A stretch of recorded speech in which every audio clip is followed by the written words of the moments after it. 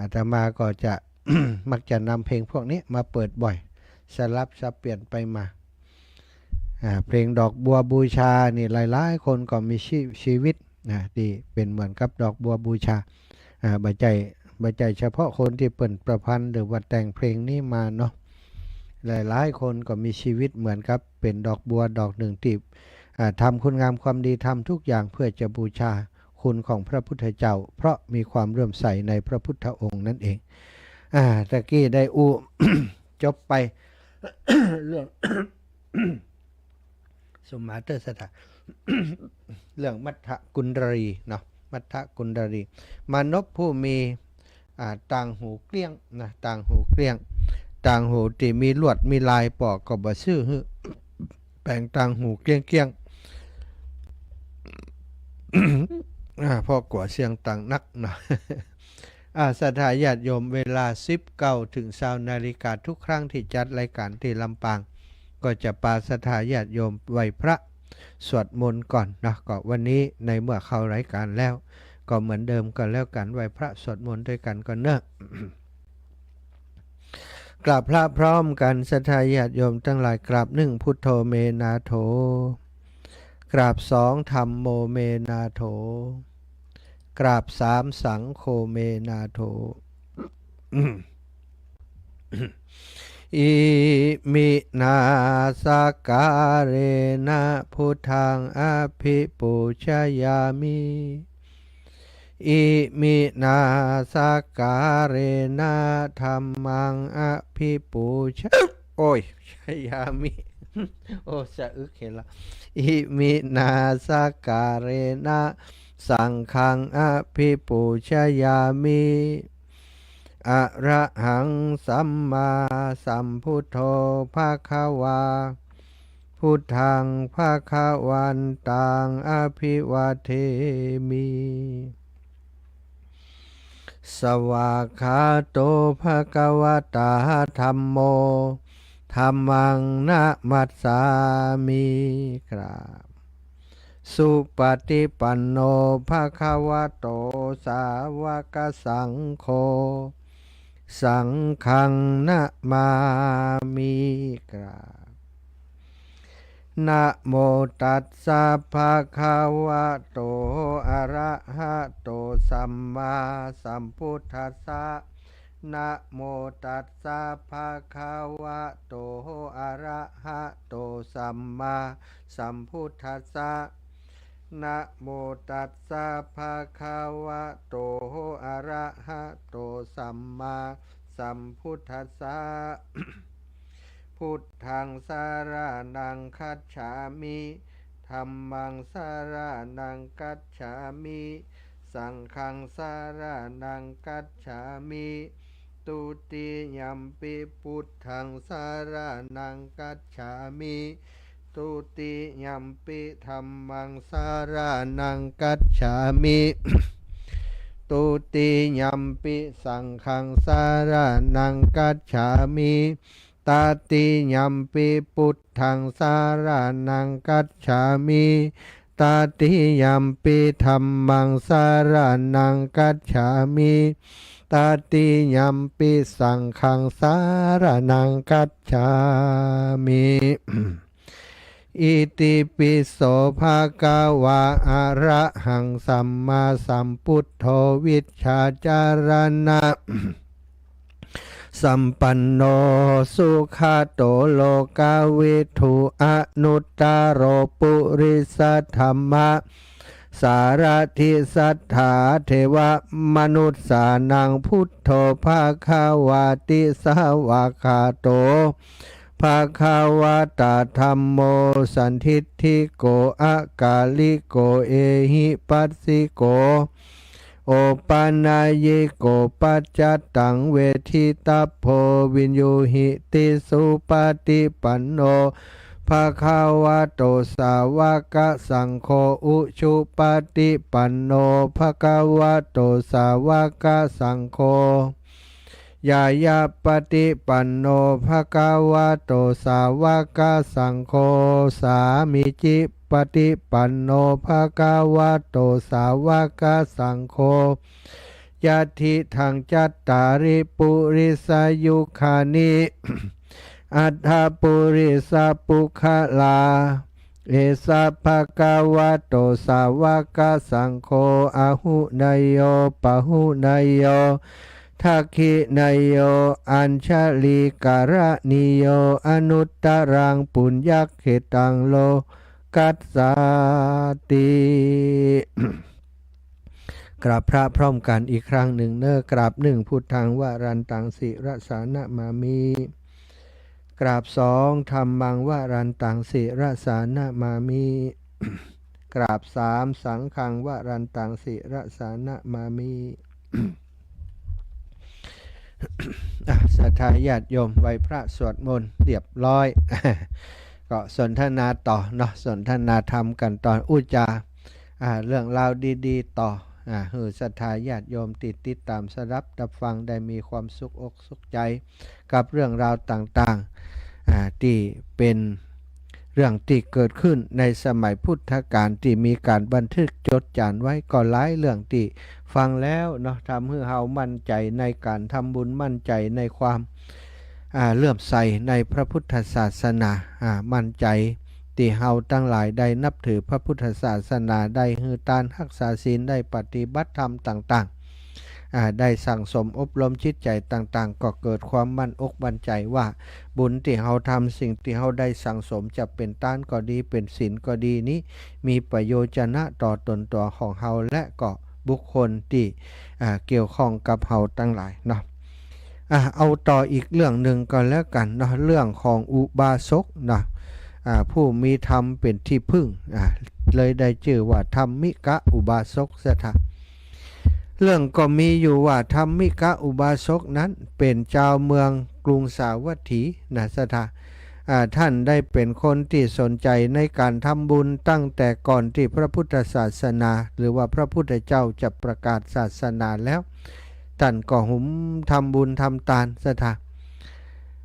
พอเมื่อพระพุทธเจ้าได้อุบัติขึ้นชนทั้งหลายได้นับถือพระพุทธเจ้าท่านก็นับถือพระพุทธเจ้าแล้วก็ปฏิบัติตามคำสอนของพระพุทธเจ้าธรรมิกะอุบาสกนี้มีเป็นหัวหน้าของอุบาสก500 คน500 คนก็คือไปที่ไหนก็มีลูกน้องติดตามนี่500 คนอยู่ในกรุงสาวัตถีธรรมิกะอุบาสกมีลูกชาย7 คนลูกหญิง7 คนเนาะสถาได้ทำบุญฮือตานรักษาศีลฟังธรรมอยู่อย่างสม่ำเสมอในเวลาใกล้จะตายนะ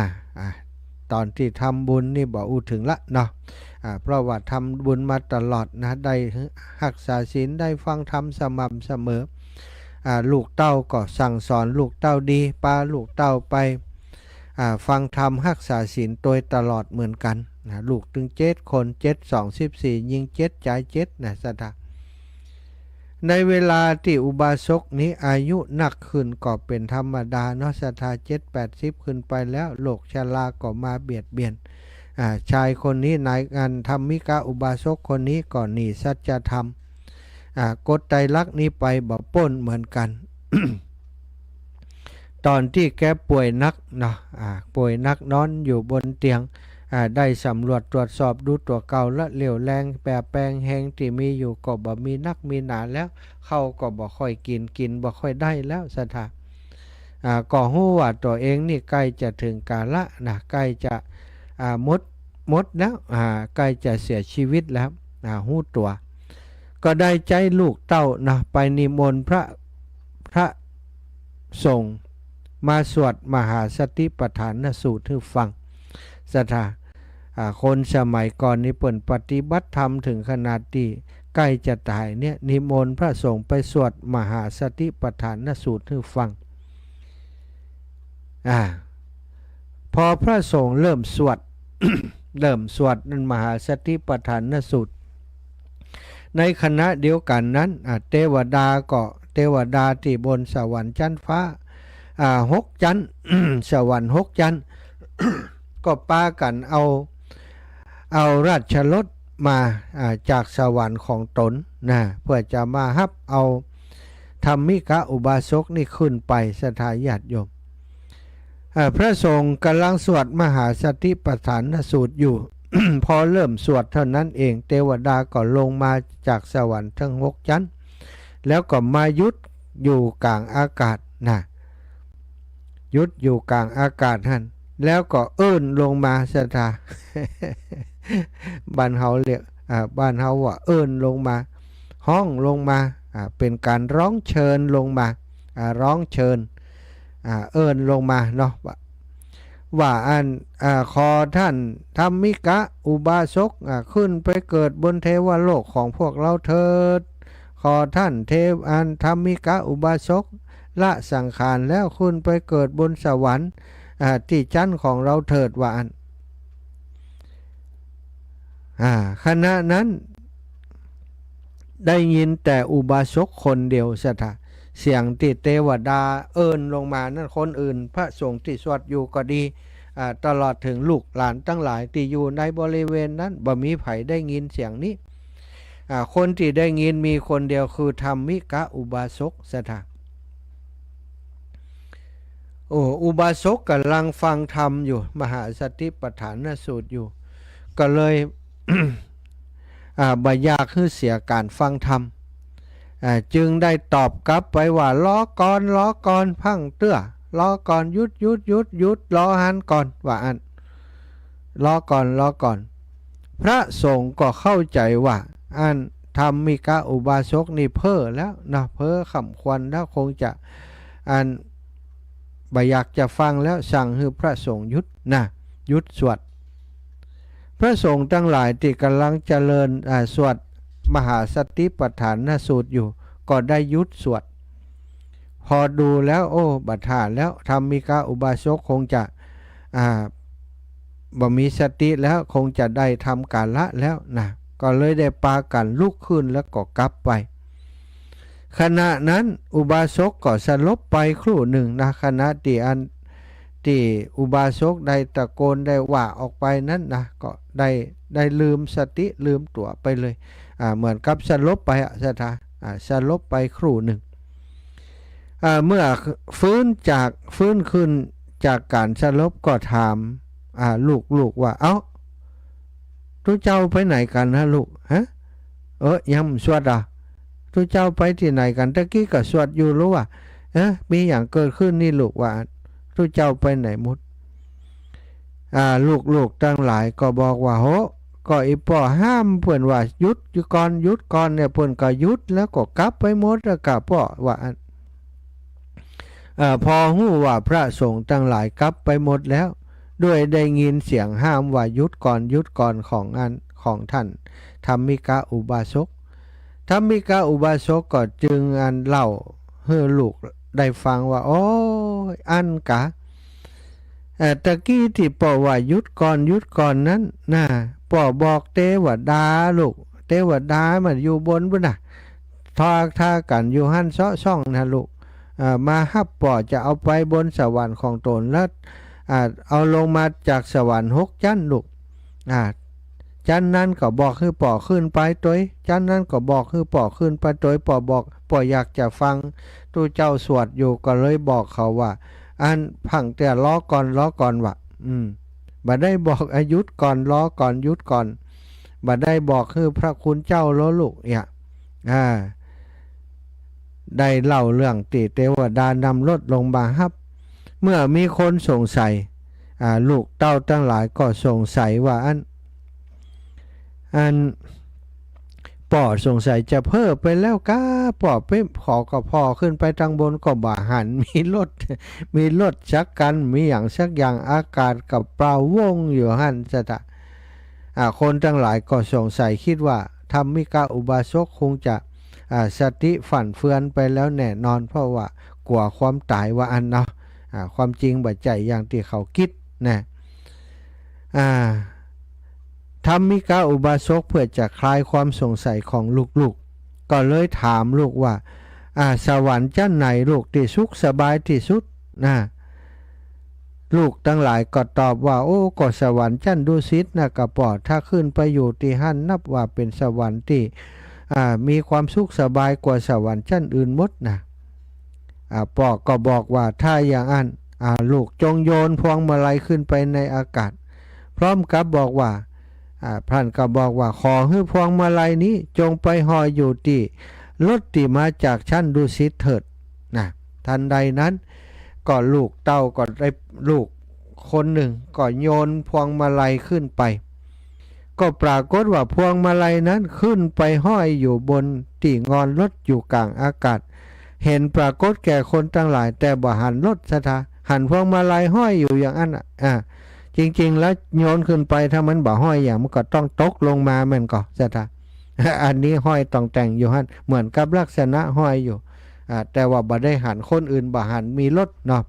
คนทั้งหลายก็มดสงสัยในตัวอุบาสกจึงได้สั่งสอนลูกว่าถ้าลูกทั้งหลายนะอยากขึ้นไปเกิดอยู่ในสวรรค์ชั้นดุสิตอยู่กับป่อจงทำบุญตามอย่างที่ป่อได้ทำไว้เนอะลูกเนอะมันฮือตานมีโอกาสมีกินมีตานของวัดวาอารามที่ไหนก็ตามเนาะพยายามไปช่วยเหลือได้หันพระสงฆ์องค์สังฆเจ้านักศีลตั้งหลายอย่าได้เพิกเฉยอย่าได้เมินเฉยจงมันในการฮือตานแม้แก่คนขอทานคนอยากจนคนติดลำบากก็ควรจะช่วยเหลืออุปถัมภ์ค้ำชูดูแลเขาทำอย่างที่ปอเคยทำนั่นนะบัดต้องอูนักละที่ปอเคยทำมาอย่างใดลูกก็ทำตามที่ปอเนี่ยปอทำเถอะการรักษาศีลก็ขอให้เคร่งครัดกับตัวเองศีลห้าก็ขอให้รักษาให้บริสุทธิ์แล้ววันอุโบสถก็ควรทำที่ปอเคยเนี่ยปะทำเนี่ยไปนอนวัดนอนวารักษาศีลอุโบสถเนื้อลูกเนื้อจะไปหือขาดแม้แต่คนเดียวสอนลูกสอนหลานไปจิมสอนลูกสอนหลานเรียบร้อยแล้วท่านก็มดลมหายใจลงไปอย่างสงบเมื่อทอดจิตจากอัตภาพของความเป็นมนุษย์นั้นท่านก็ได้ไปเกิดขึ้นไปเกิดอยู่บนไปปรากฏอยู่บนรถคันที่มาจากสวรรค์ชั้นดุสิตทันทีเทวดาทั้งหลายก็แห่กันกลับขึ้นสวรรค์พวกพระที่สวดเจริญสติปัฏฐานสูตรมหาสติปัฏฐานสูตรก็กลับไปเข้าเฝ้าพระพุทธเจ้าก็ทูลเล่าถวายว่าพอเริ่มสวดอุบาสกก็ห้ามคงจะจึงปากันยุดแล้วก็กลับมาพระเจ้าค่ะพระองค์พระพุทธเจ้าทรงทราบว่าอุบาสกได้ห้ามเทวดาก็จึงได้บอกกับพระภิกษุทั้งหลายว่าเธอเนี่ยเข้าใจผิดแล้วอุบาสกบ่ได้ห้ามพวกเธอสวดเขาห้ามพวกเทวดาต่างหากแล้วก็ทรงเล่าเรื่องเช่นเดียวกับที่อุบาสกเล่าให้ลูกหลานฟังนั้นนะให้กับภิกษุทั้งหลายได้รับฟังเรื่องนี้ก็ชี้ให้เห็นว่าผู้ที่ทำบุญไว้มากสถาจะต้องได้หันผลบุญทั้งในเวลาเป็นและในเวลาตายเป็นแน่ทั้งชี้ให้เห็นว่าเรื่องสวรรค์หรือเรื่องเทวบุตรเทวดาในครั้งที่พระพุทธเจ้าก็ยังมีคนสงสัยนะสถาเพราะปุถุชนย่อมบ่มีหูทิพตาทิพที่จะหู้จะหันเทวดาได้เว้นแต่ผู้ที่มีหูทิพตาทิพเท่านั้นที่จะหันหรือว่าคนมีบุญเท่านั้นที่จะหันอย่างในสมัยนั้นก็มีคนถามว่าเทวดามีแต่กะไหนพ่อเทวดาอยู่ที่ใดมาอยู่บนอากาศอยู่ที่ไหนเนี่ยเพื่อจะคลายความสงสัยของลูกของเต้าทั้งหลายที่สงสัยเธอเอาพวงมาลัยมาไปชอบพวงมาลัยมาแล้วลูกลูกลองโยนไปพอแล้วลูกว่าสวรรค์ชั้นใดนี่มันน่าอยู่ที่สุดเนี่ยลูกก็บอกว่าก็สวรรค์ชั้นดุสิตนะก็บอกน่าอยู่ที่สุดลูกโยนพวงมาลัยไปเลยก็ขอให้พวงมาลัยนี้จงไปห้อยอยู่ที่รถที่มาจากสวรรค์ชั้นดุสิตเนอะปกติแล้วศรัทธาญาติโยมโยนพวงมาลัยถ้าบ่อธิษฐานบ่บอกกล่าวอย่างอีมันก็ตกลงมาโปะเหี่ยหลุมฮะน่ะเนาะอันนี้ปรากฏว่าพวงมาลัยไปห้อยที่งอนรถที่มาจากสวรรค์ชั้นดุสิตเป็นที่อัศจรรย์ใจแก่คนทั้งหลายที่หันเขาก็คลายความสงสัยในสมัยพุทธกาลก็มีคนสงสัยนะศรัทธาสมัยปัจจุบันยิ่งใหญ่ยิ่งแล้วใหญ่เนาะคนก็สงสัยว่าเทวดามีแต่กะสิ่งศักดิ์สิทธิ์มีจริงกะคนที่มันบ่เคยถืออย่างนั้น แต่อย่างหมู่เฮาศรัทธาญาติโยมทั้งหลายเฮาทำบุญสุนทรทานเฮาอยู่กับพุทธศาสนาอยู่กับคำสอนอย่างอี้แต่ละเรื่องแต่ละราวที่เฮาฟังนะมันมีเหตุมีผลเนาะบ่ใจเล่ากันเอาสนุกสนานนี้ก็เอาเรื่องจริงจากธรรมบทมาเล่าให้ศรัทธาได้ฟังเนะศรัทธาวันนี้ได้จัดเวลามาเป็นเวลาชั่วโมงเกิงตะกี้ชั่วโมงแรกนั้นบ่ได้ปั่นเวลาให้ศรัทธาญาติโยมได้โทรมาเนาะแต่ชั่วโมงนี้ก่อนที่จะปั่นเวลาให้ศรัทธาญาติโยมได้โทรมาก็ขอได้อนุญาตได้แจ้งข่าวให้ศรัทธาญาติโยมได้รับทราบนะเรื่องของการที่เราจะเดินทางไปที่พระธาตุพนมมีประกาศจากครูบาอาจารย์เพิ่มเติมเข้ามาเนาะเพิ่มเติมเข้ามาว่ารายละเอียดต่างๆตอนนี้มีรถไปกี่คันอย่างใดอินะสตามีรถกี่คันสรุปแล้วมีจำนวนคนต่อใดมีรถไปกี่คันกำหนดเดินทางไปตานเตียนที่อีสานล้านนาวันที่23นั่นสตาได้มีประกาศมาแล้วว่าวันที่23สิงหาคม2567นั้นเวลาออกเดินทางรวมตัวกันออกเดินทางตี 4ไปรวมตัวกันที่ปั๊มน้ำมันปตท.อุตรดิตถ์นะกะประมาณไปถึงหั่นก็8โมงเจ้านะศรัทธาถวายภัตตาหารเจ้าพระสงฆ์รับประทานอาหารที่หั่น40นาทีเวลา9:50 นาทีออกเดินทางมุ่งสู่อีสานแวะชมวัดสถานที่สำคัญตามอัธยาศัยไผมันไปเรื่อยๆ เวลา 17:30 ถึงที่พักณวัดเกาะแก้วอัมพวันอำเภอถาดพนมจังหวัดนครพนมเวลา 19:00 นาฬิการับประทานอาหารเย็นที่วัดเกาะแก้วอัมพวันอันนี้สำหรับศรัทธาเด้อตูเจ้าก็น้ำปานะเวลา 20 นาฬิกาทำวัดเย็นสวดมนต์เจริญจิตตภาวนาฟังเทศน์จากท่านพระครูทิติธรรมยานเจ้าอาวาสวัดเกาะอัมพวันเมตตาแสดงธรรมด้วยเวลา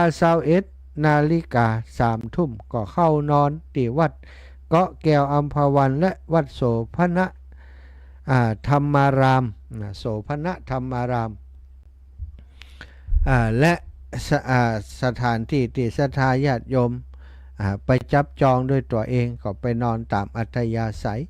วันที่24สิงหาคม2567ตื่นเจ้าตั้งแต่ตี 4:30 นาทีตื่นนอน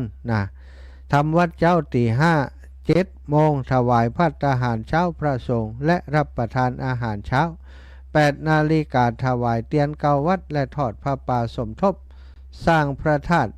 มิ่งเมืองเกาะแก้วศรีโคตรบุรีณวัดเกาะแก้วอัมพวันอำเภอธาตุพนมจังหวัดนครพนมเวลา 9:30 เดินทางไปห่มผ้าพระธาตุพนมณวัดพระธาตุพนมวรมหาวิหารพระธาตุพนมจังหวัดนครพนมแล้วเวลา 10:30 นาทีไปวัดธาตุน้อยสีบุญเรืองอำเภอธาตุพนมนครพนมชมโบสถ์สแตนเลสและขอพรพระธาตุน้อย 11:30 นาฬิกาถวายเพลพระโดยพระครูวินัยธรวิวัฒยานวัฒโนเจ้าอาวาสวัดธาตุน้อยสีบุญเรืองส่วนญาติโยมรับประทานอาหารกลางวันข้าวกล่องเวลา 13 นาฬิกาเดินทางถึงแลนด์มาร์คเพื่อขอพรพระยาสัตตะศรีสัตตนาคราชพลังแห่งศรัทธาติดเจือในความศักดิ์สิทธิ์มานครพนมชม3ที่สุดเพื่อสุขที่สุดคือสิ่งศักดิ์สิทธิ์ที่สุดพระธาตุพนมสวยที่สุดสะพานมิตรภาพไทยลาวแห่งที่3งามที่สุดทิวทัศน์ริมฝั่งโขงเวลา 14 นาฬิกาเดินทางไปวัดพระธาตุเชิงชุมวรวิหารอำเภอเมืองจังหวัดสกลนครกราบขอพรหลวงพ่อองค์แสนเวลา 17 นาฬิกาถึงที่พักณวัดสวนป่าวัดป่าสวนธรรมส่องใจอำเภอคำตะกายจังหวัดสกลนคร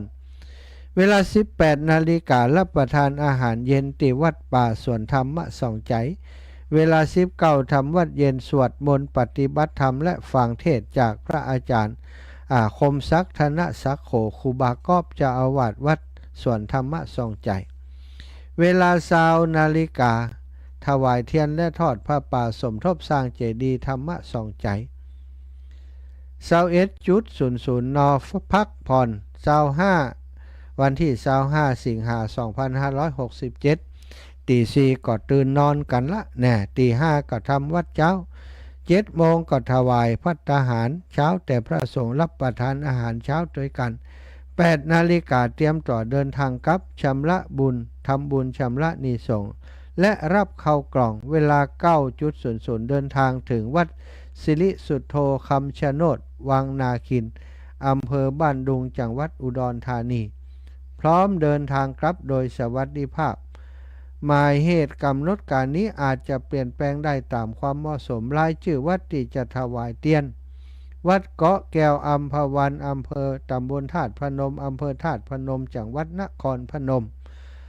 2วัดหัวบึงทุ่งตำบลธาตุพนมเหนืออำเภอธาตุพนมจังหวัดนครพนม3วัดพระธาตุพนมตำบลพระธาตุพนมอำเภอพระธาตุพนมจังหวัดนครพนม4วัดหัวเวียงรังสีตำบลธาตุพนมอำเภอธาตุพนมจังหวัดนครพนม5วัดสุภารมตำบลน้ำกำอำเภอธาตุพนม6วัดโสภณะธรรมารามตำบลน้ำกำอำเภอพระธาตุพนม7วัดโพคำตำบลน้ำกำอำเภอพระธาตุพนม8วัดศิลามงคลตำบลพระกลางทุ่งอำเภอพระธาตุพนม9วัดโกศลมัชชิมาวาสตำบลบ้านกลางอำเภอเมืองจังหวัดนครพนมสรุปถวายเตียนอีสานล้านนา23ถึง25สิงหาคม2567รถตู้62กันรถส่วนตัว12กันพระสงฆ์25รูปญาติโยม854คนข้อมูลณวันที่14สิงหาคม2567อันนี้ก็เป็นข่าวสารของครอบครัวคลื่นสีขาวของเฮาเนอะหลายท่านหลายคนก็ได้ฝากปัจจัยมาร่วมบุญร่วมกุศลโดยก็ขออนุโมทนาบุญระหว่างนี้ก็ยังมีเวลาอยู่เนอะใครจะร่วมบุญจะไปตานเตียนด้วยกันนะโอ้อาจารย์ตันก็จ้าอีแม่ขอฝากบุญหอมบุญไปจิมถ้ามีโอกาสมาที่วัดบรรพตสถิตก็เขียนหน้าซองมาส่งก็ได้หรือว่าถ้ามาบ่ได้ก็โทรอู้กันหลังไมค์เอาเนอะจะฝากอย่างใดจะส่งมาอย่างใดก็ก้อยอู้กันเนาะอาตมาภาพก็จะเป็นสะพานบุญให้เหมือนเดิมเอาละเปิดสายให้ศรัทธาญาติโยมเมินเห็นน้อยสัก20 นาทีเนาะ10 นาที20 นาที15 นาทีก็แล้วกัน08088441730808844173โทรมาได้เลยนะก็0808844173ใครจะมาก่อนเป็นสายแรกอันนี้ขาประจำสายแรกนี่แม่นำอันจะรวมบุญทางอากาศเอาเนาะเจ้าได้เลยส่งมาทางอากาศเอาเนาะเจ้าไปก็ไปปัดได้มันไกลกันจะได้ก็มาได้เจ้าไม่เป็นไรสนใจไปนะสาธุสาธุสาธุเจริญพรแม่ยายพรร่องวัวแดงข้างกำแพงวัดมาสการเจ้าหาไปจะอ่านท่าผ้านี่ผ้าภาษาผ้าเกณฑ์การเกณฑ์ก็ขอเดินทางปลอดภัยจะเป็นยักษ์ยักษ์อย่างมากเกี่ยวของเนอสาธุโดยสาธุชี้หาไปมาเลยนะจ้า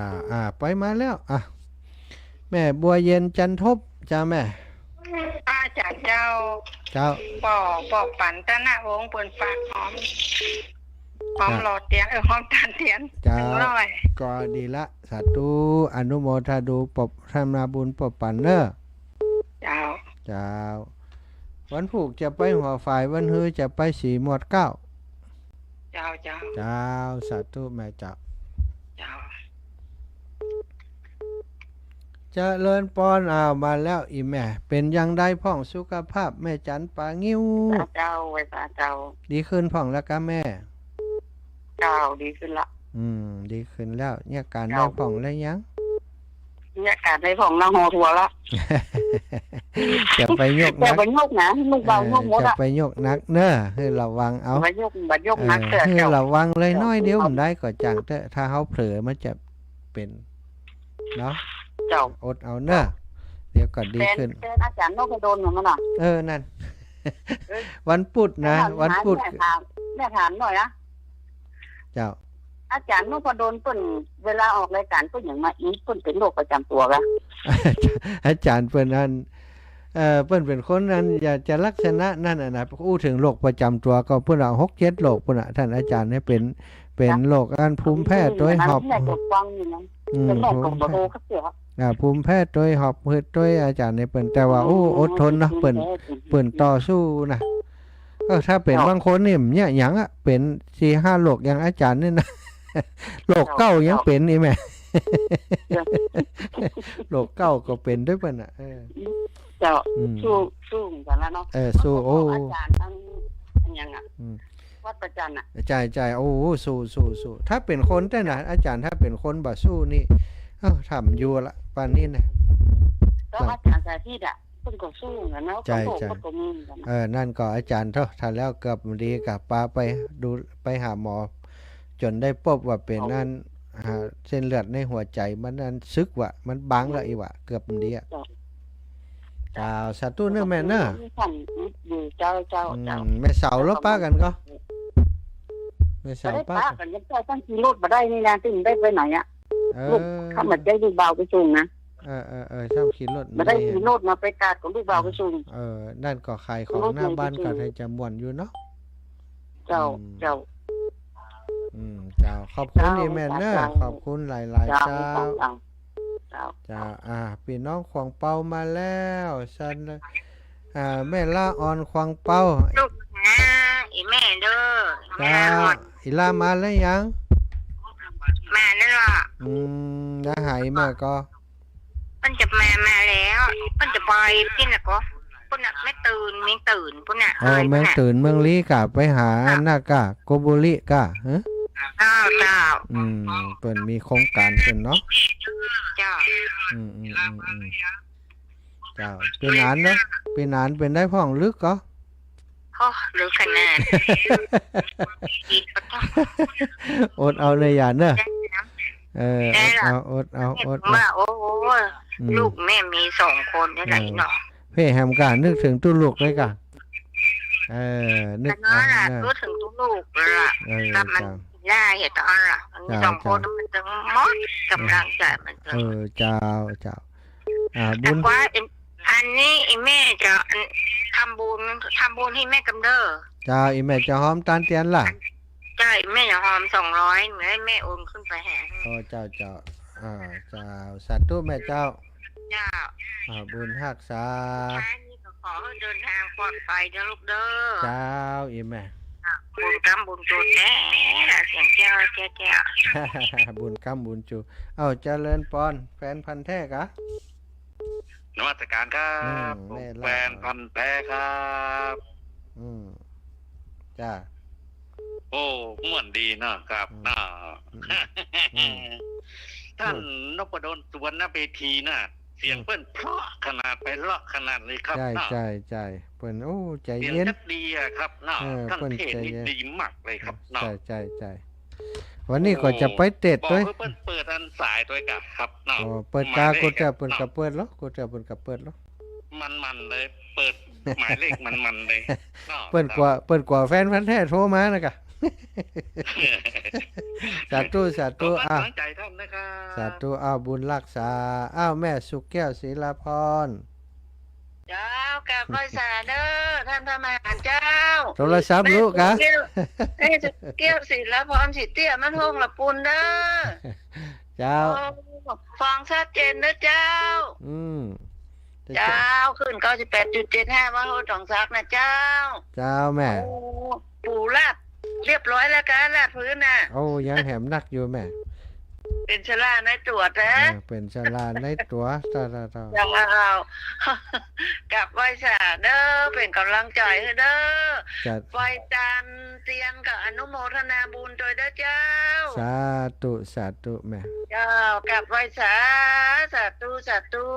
ออกภาษาแล้วก็เจอกันเนาะ เจ้าแม่สุกแก้วเจริญพรแม่บัวลอยสายเขียว เจ้าการราชการเจ้าท่าน เจ้าแม่ อันอีแม่ชงตังไปแล้วเด้อ เจ้าอีแม่ ชงไอ้แม่ชงนั้นแม่น่ะก็ชงร้านด้วยแม่ชงไปฉาย1,080 บาทเจ้า 1,080 บาทล่ะมีในไลน์ฮะล่ะ มีรายเจ้านี่รายเจ้า อ๋อเจ้าเดี๋ยวก่อยอ่านเนาะในไลน์เนาะ แม่จะชงแต่ก็ต้องหาอันโทรหาผู้พักกว่า อ๋อเจ้า เอา มี มันได้หลายคนเจ้า วันนี้มันตันอ่านให้แม่เนอะวันผูกก่อนเนาะ เจ้า เจ้าเพราะวันนี้อันใจโทรศัพท์อูใกล้แม่อยู่ เจ้า เจ้าสาธุแม่ สาธุเจ้า เจริญพรแม่สายทองกับไหว้สาเจ้าพระมหาเจ้ามาเหยียดตามแม่เข้าไปแม่เจียวเนี่ย แต่เจ้ามาก่อนเนี่ยแต่เจ้ามาก่อนแต่เจ้าแม่ใส่แต่เจ้าแม่ใส่ทองโทรมาก่อน ไปช่วยโทรเจ้า อ๋อนั่นฮะลูกควาย นี่ตลอดเลยเจียวอ่ะโทรก็ยากเห็นนะ เจ้าชัดเจนดีเจ้า98.75เจ้าอ๋อ98.75ชัดเจนนี่เนาะไม่ได้ไปนุโมทนาบุญด้วยเนอะได้กะได้ไปขอมเป็นยาสาธุบุญทักษาแม่ว่าออกพรรษาไปนี่นะกันกันเจ้าจะออกพรรษาจะได้ปะกันมันน้อยแม่น้อมสุภาวงศ์เจริญปอนแม่เจ้าจะได้เนาะไปได้ปล่อยแต่เนี่ยอย่างใดดีอ่ะเสียได้เดี๋ยวก็เสียใจอ่ะเป็นยังปล่อยไหลเสื้อละดีละเนาะจะได้ปล่อยอันเต่างอยเต่างอยไปหลวงอย่าไปหลวงเต่างอยทันวาเจ้าจะไปทันวาพุ่นกะอ๋อดีกะตอนนั้นอากาศถ้ามันนุ่มนี่เพิ่งปล่อยเลยอะเจ้ามาเดียวนุ่มไปเจ้านุ่มแต่หืมเดียวนุ่ม75เจ้าโอ้หนุ่มจัดนักแล้วนี่75สัตว์ทุเนอขอบคุณอีแม่หลายๆเนอเจ้าโทรมามาจ้ามาฮื้อกำลังใจกันศรัทธาญาติโยมเนาะจากตังเชียงใหม่เชียงไฮ้นี่ก็เวียงป่าเป้าไปนักเนาะเวียงป่าเป้าตะคืนนี้ก็แม่ทองเครือชัยคันธาแม่ทองคระอาจารย์เจ้าขอร่วมบุญถวายปัจจัยเตียนพรรษา200 บาทถวายปัจจัยพระอาจารย์มหาสมชาติส่วนตัว200 บาทของแม่ทองเครือชัยคันธานายสมคิดนางสุรภานายคมคิดอัมพันธ์นายสุรชาตินางวาสนาอุปปนางสาวธัญพัฒน์กิรตาพันกุลกิรตาพันกุลสัตตุเนออนุโมทนาบุญถวายความเคารพครับตุลุงเสียงชัดเจนดีไหมครับชัดใจฝนตกไหมอาจารย์ทางนี้ไม่ตกแล้วครับหลวงตามันเหมือนกันนะไม่ตกแล้วเงียบเหงาดีอาจารย์ชัดเจนอ๋อชัดเจนดีเนาะสัตตุครับขอบคุณครับหลวงตาพุทธอุทยานเชียงใหม่สัตตุหลวงตากฤษพุทธอุทยานเชียงใหม่แม่เป็นกำลังใจให้พระอาจารย์อยู่เนอแม่ทองเครือนะของแม่บัวลอยได้ตันอยู่แม่บัวลอยสายเขียวแม่ปานีสุพรรณศักดิ์บันทล่านะ100 บาทแล้วก็แม่บัวลอยสายเขียวพร้อมลูกหลานบ้านนางแล100 บาทปลูกกระเบื้องค่าไฟ100แม่ทองสุกแลกันทะพร้อมลูกหลานบ้านนางแล100 บาทปลูกกระเบื้องและกะไฟ100 บาทแม่บุญมีหม้อสีใจพร้อมลูกหลานบ้านหม้อ100 บาทปลูกกระเบื้องเนาะค่าไฟ100 บาทแม่ทรัพย์พรมศรีพร้อมลูกหลานบ้านห้องทะละ100 บาท แม่สุพัญญะเปงพร้อมลูกหลานบ้านมอ100 บาทแม่ปีเปียงตั้งเนาะ40 บาทแม่จินดาปารมี40 บาทบ้านนางแลแม่แสงเดือนกันทิสาพร้อมลูกหลานบ้านนางแลแหม100 บาทนะเจริญปอนแม่ย่านวลเทพเสด็จเจ้าไว้สาเจ้าเป็นสลาคนเดียวกับเจ้า สลาเป็นสลามา 3-4 วันละดีค่ะออกกำลังกายตัวเจ้าแม่วันนี้ก่อนวันผูกจะมาได้เจ็บเป็นเนาะเจ้าอีแม่ทำไปเนี่ยได้ทำได้ก็ทำไปเนาะแม่บาแปลงแหงมีก็ทำไปครึ่งอยู่ก็ได้แล้วไหนกันเนี่ยไปเนาะอาศัยประหยัดด้วยอาศัยแห้งทองเราเก่านี่ก็เป็นทุนในการทำได้บุญด้วยเนาะเจ้าจะฮือญาติโยมเปิ่นหอมอย่างเดียวโอ้เปิ่นกับใครมีกันเนาะหมอกหอมเป็นวัสดุคนเล็กคนน้อยก็ยังแคว้นได้อยู่สตางค์ก็หาเขียมชะตาเปิ่นก็ลำบากก็เลยประหยัดให้เปิ่นเอาอีแม่เจ้าเป็นกำลังใจเนอะสาธุขอบคุณโยมแม่หลายๆเนอะเจ้าวันหน้าปะกันเนาะเจ้าโยมแม่เจ้านั่นหน้าปะกันไหมวันหน้าปะกันตึงได้ปะกันอยู่ตลอดแม่เฮ้ยก็ขอบคุณกับสถานที่ติดตามทาง Facebook ไลฟ์ด้วยนะ Facebook ไลฟ์วันนี้บ่ได้ตักไข่กำเตือนนี่Facebook ไลฟ์มีไผเข้ามาพ้องขอดูหน่อยสิจ๊ะหน่อยสิจ๊ะว่ามีใครมาดูพ้อง Facebook ไลฟ์สมจิตอินทรวิจิตสาธุเจ้าพรุ่งนี้มาบ้านฝ่อนกระเจ้าบัจใจเนื้อลาเนอร์พรุ่งนี้ไปบ้านเดี๋ยวก่อนเนอะไปพรุ่งนี้จะไปพรุ่งนี้จะไปหัวฝ่ายก่อนเนาะหัวฝ่ายแล้ววันฮือก็จะไปสีหมวด9แล้วก็จะไปบ้านฝ่อนทีหลังเนออีละสมจิตอินทรวิจิตนะแม่ปวลีอินสุวรรณไหวสาเจ้านะสาธุหลายท่านหลายคนอยู่เนาะติดตามทาง Facebook ไลฟ์สาธุอนุโมทนาบุญกับทุกท่านทุกคนแม่นางวันก็สาธุติดตามอยู่เหมือนกันโยมปีแขก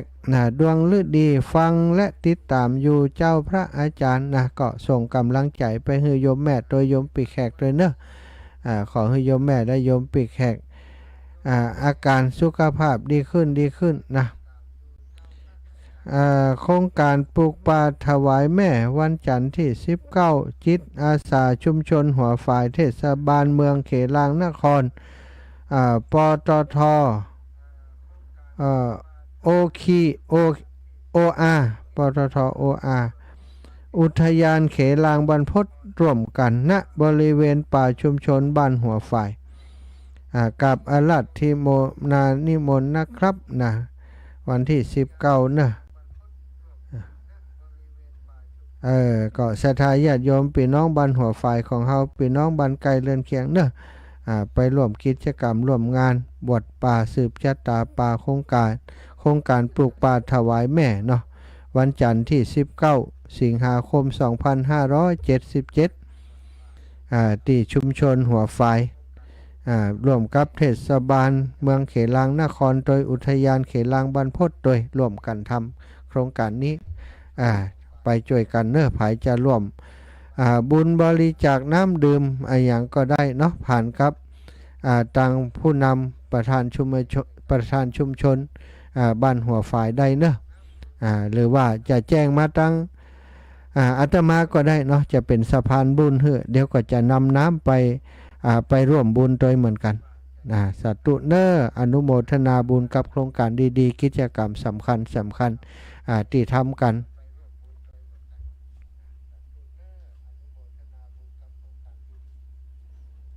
ศรัทธาญาติโยมดูเวลา19:54 นาทีเนาะเช็คดูทาง Facebook ก็มีคนมาติดตามรับชมอยู่จำนวนหนึ่งทางไลน์แม่ย่าเล็กก็ติดตามอยู่แม่ย่าเล็ก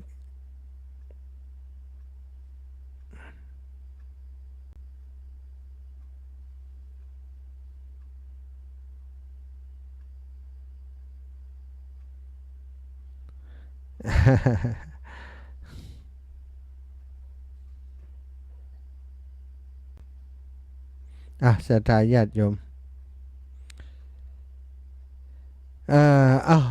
ตอนนี้เวลา19:55 นาทีเนาะถ้าบ่มีไผโทรมาถ้ามาภาพขออนุญาตเนอะเพราะว่าจะเตรียมตัวไปมาแหมสายอยู่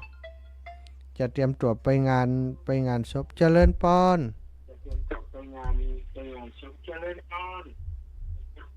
ปิดวิทยุก่อนเนอะแม่เนอะปิดวิทยุก่อนจ้ะ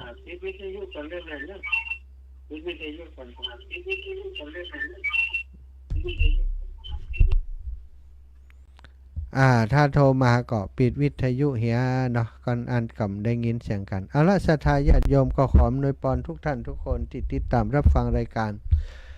เสียงธรรมจากวัดบรรพตยามค่ำยามแรงวันนี้คือทุกท่านทุกคนอยู่ดีมีสุขมีอายุมันขวัญยืนฮิปันมาหาปันใดสถาท่านเจ้าทั้งหลายจะเดินทางขึ้นเหนือล่องใต้จังใดก็ดีก็ขอให้ท่านเจ้าทั้งหลายได้ปลอดภัยในทุกเส้นทางจัตตารโอธรรมาวทันติอายุวันโนสุขังพะลัง